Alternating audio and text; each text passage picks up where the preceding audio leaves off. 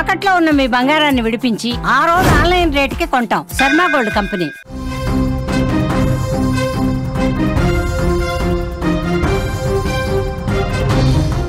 Cherlapalli railway స్టేషన్లో మృతదేహం కలకలం రేపింది. ఒక సంచిలో మహిళ మృతదేహం గుర్తించారు. కుళ్ళిపోయిన స్థితిలో ఉంది ఆ డెడ్ బాడీ. వాసన రావడంతో పోలీసులకు ఇన్ఫర్మేషన్ వచ్చింది. హతురాలు మహిళగా నిర్ధారించారు. సీసీటీవీలో నిందితుడి ఆనవాళ్లు కూడా కనిపించాయి. హత్య చేసి రైల్లో పరారైపోయాడు. కేసు నమోదు చేసుకున్నారు. దర్యాప్తు చేస్తా ఉన్నారు పోలీసులు. నిత్యం ప్రయాణికులతో రద్దీగా ఉంటుంది చర్లపల్లి రైల్వే స్టేషన్. ఆ రైల్వే స్టేషన్లో ఒక మహిళ మృతదేహం తీవ్ర కలకలం రేపింది. మీరు విజువల్స్లో కూడా చూస్తూ ఉన్నారు. రైల్వే ప్రాంగణంలోని పార్కింగ్ ఏరియాలో ఒక గోనె సంచి కనిపిస్తోంది. మీరు స్క్రీన్ మీద చూస్తున్నారు. ఆ గోనె సంచిలో కుళ్ళిపోయిన స్థితిలో ఒక మహిళ మృతదేహం కలవరపాటుకు గురి చేసింది. నిన్న మధ్యాహ్నం 3 గంటల సమయంలో ఒక వ్యక్తి తీసుకొని వచ్చాడు. 3 గంటల సమయంలో రైల్వే టెర్మినల్లోని పార్కింగ్ ప్రాంతంలో ఉన్న ఆటో డ్రైవర్లు ఒక భరించలేని దుర్వాసనను గమనించారు. అక్కడ ఏమైందో అర్థం కావట్లేదు. ఎందుకు ఇంత వాసన వస్తుంది, ఏం జరుగుంటుందని చెప్పి వాళ్ళందరికీ అనిపించింది. తర్వాత రైల్వే అధికారులకు సమాచారం ఇచ్చారు. ఇక్కడ దుర్గంధం వస్తోంది, భరించలేని వాసన వస్తుంది, ఏదో జరిగినట్టుగా అనుమానం కలుగుతోంది, ఒక్కసారి మీరు పరిశీలించండి అంటూ అక్కడ రైల్వే అధికారులకు సమాచారం ఇచ్చారు ఆటో డ్రైవర్లు. అధికారులు వచ్చే వరకు తెలియదు వాళ్ళకి విషయం. అధికారులు ఇచ్చారు, రైల్వే పోలీసులకి సమాచారం అందించారు, చర్లపల్లి పోలీసులు కూడా ఇన్ఫర్మేషన్ ఇచ్చారు. పోలీసులు క్లూస్ టీమ్తో డాగ్ స్క్వాడ్తో హుటాహుటిన రంగంలోకి దిగారు. అక్కడ ఘటనా స్థలానికి వచ్చి పరిశీలించారు. డాగ్ స్క్వాడ్ సహాయంతో ఆ ప్రాంతం మొత్తం కూడా జల్లెడ పట్టారు, తనిఖీలు చేశారు. తర్వాత ఆ గోనె సంచి కనిపించింది వాళ్ళ కంటికి. మీరు స్క్రీన్ మీద చూస్తున్నటువంటి గోనె సంచే పోలీసులు, డాగ్ స్క్వాడ్, రెస్క్యూ టీమ్ అందరూ చూశారు. తెరిచి చూశారు ఆ గోనె సంచిని.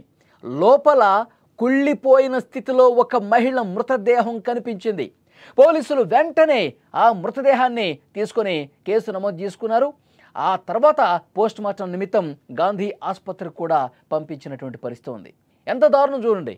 ఒక మహిళని చంపేసి గోనె సంచిలో కట్టేసి అక్కడ చర్లపల్లి రైల్వే స్టేషన్ పార్కింగ్ ప్రాంగణంలో వదిలేసి వెళ్ళిపోయారు. ఎంత దుర్మార్గం చూడండి. పోలీసుల తర్వాత మీడియాకి ఇచ్చిన సమాచారం ఏంటంటే చేతులకు కాళ్లకు తాళ్లు కట్టేసి దారుణంగా చంపేశారు. ఆమె ఎర్ర చీర కట్టుకుని ఉంది. ఆమె వయసు 35 నుంచి 40 సంవత్సరాల వరకు ఉంటుంది. ఈ దారుణం చూసి అక్కడ ఉన్నటువంటి స్థానికులు, ఆటో డ్రైవర్లు కావచ్చు, పార్కింగ్ ఏరియాలో ఉండవచ్చు కావచ్చు, అందులో పనిచేసే వాళ్ళు కావచ్చు, భయపడిపోయారు. ఈ దారుణాన్ని చూసి ఒక మహిళను చంపేసి ఇంత ఈజీగా అక్కడ వదిలేసి పారిపోయారని పోలీసులు దర్యాప్తు చేస్తూ ఉన్నారు. చుట్టుపక్కల ఉన్నటువంటి సీసీ కెమెరాలను పరిశీలిస్తే కొన్ని విషయాలు బయటకు వచ్చాయి. ఆ ఫుటేజ్ను చూసి పోలీసులు కూడా షాక్ అయిపోయారు. ఏం జరిగిందంటే సోమవారం ఉదయాన్నే 11 గంటల సీసీ ఫుటేజ్లో టైంతో సహా ఉంటుంది.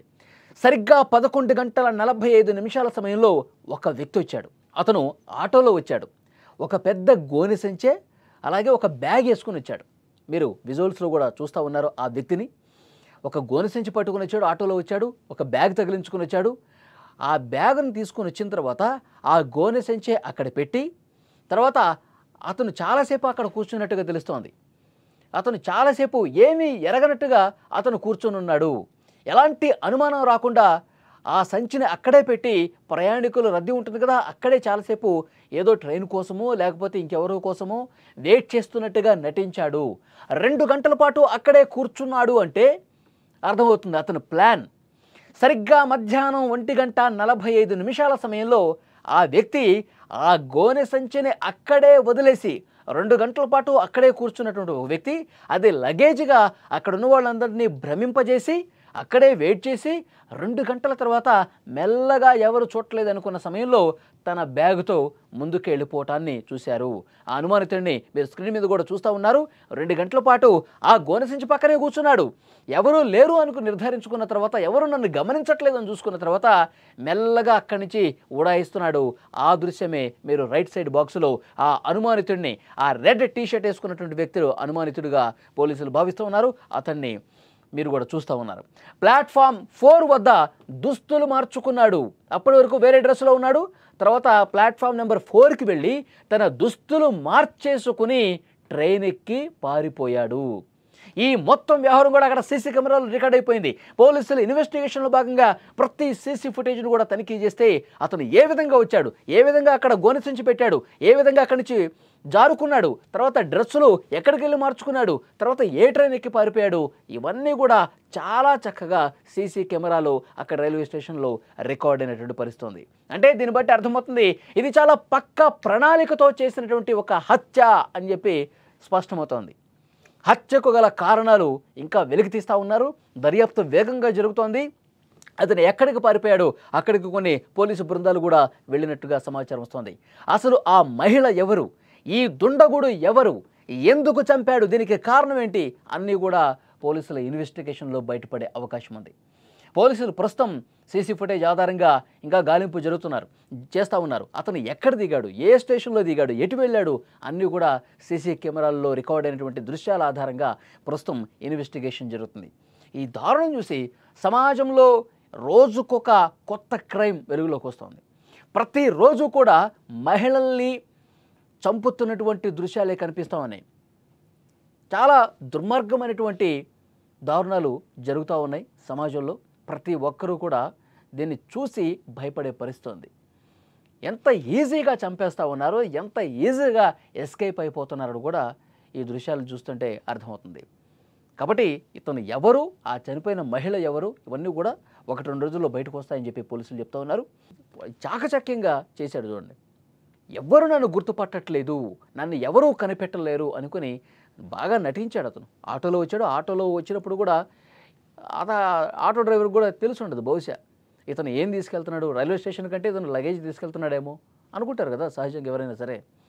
కాబట్టి ఆటో దిగిన తర్వాత దాన్ని అక్కడ పెట్టి ప్రయాణికులు రద్దీ ఉన్నప్పుడు అలాగే కూర్చొని వెయిట్ చేస్తున్నట్టు కూర్చొని ఎవరు చూడటం లేదనుకున్నప్పుడు ఉడాయించేశాడు. కాబట్టి ఒక ప్లాన్ హత్యగా పోలీసులు కూడా దీన్ని అనుమానిస్తూ ఉన్నారు. ఇన్వెస్టిగేషన్ జరుగుతుంది. ఈరోజు సాయంత్రానికి ఒక క్లారిటీ వచ్చే అవకాశం అయితే కనిపిస్తోంది. మాకు ఒక ఇన్ఫర్మేషన్ వచ్చింది. ఏమంటే చర్లపల్లి రైల్వే స్టేషన్ ప్రిమైసెస్లో ఒక అన్నోన్ బాడీ ఉన్నది అని చెప్పేసి గోనె సంచిలో కట్టి పడేసి ఉన్నదని ఇన్ఫర్మేషన్ వచ్చింది.